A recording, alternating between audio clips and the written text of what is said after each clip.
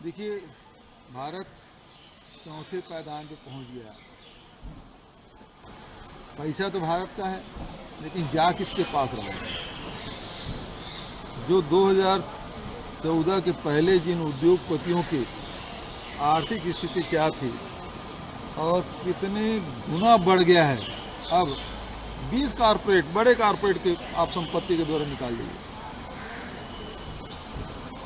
दर्जन में नहीं सैकड़ों गुना बढ़ा है। ये सारा पैसा जा तो वहां रहा है। अब सवाल इस बात का है कि यदि दुनिया का सबसे चौथा बड़ा अर्थव्यवस्था बन गया है,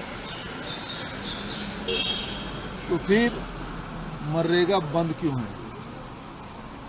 तेंदुपत्ता खरीदा क्यों नहीं जा रहा है?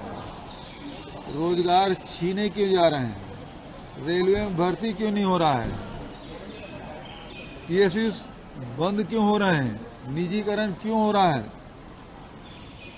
अभी स्थिति ये है, जितने पीएसयू हैं और ये बड़े कारपोरेट है, दोनों संपत्ति कर लेंगे तो 16-17 लाख करोड़ होता है, और ये लोग दे रहे हैं 3 लाख, और यहाँ मिल रहा है गवर्नमेंट की जो पीएसयू है उसमें 17 लाख।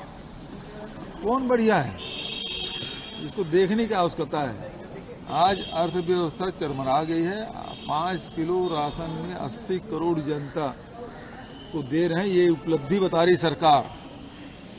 तो ऐसे अर्थव्यवस्था जिसे आम जनता को कोई लाभ नहीं मिल पा रहा है, और आपके चीन से, जापान से बढ़ गई। जापान बहुत छोटा देश है, आपकी तुलना चीन से होना चाहिए। तो चीन कितने गुना आपसे?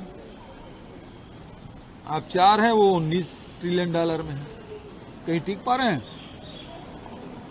सवाल इस बात का है। चौथी बड़ी अर्थव्यवस्था की बात कर रहे हैं। तो वही तो मैं कह रहा हूं कि लोगों की आर्थिक स्थिति क्या है।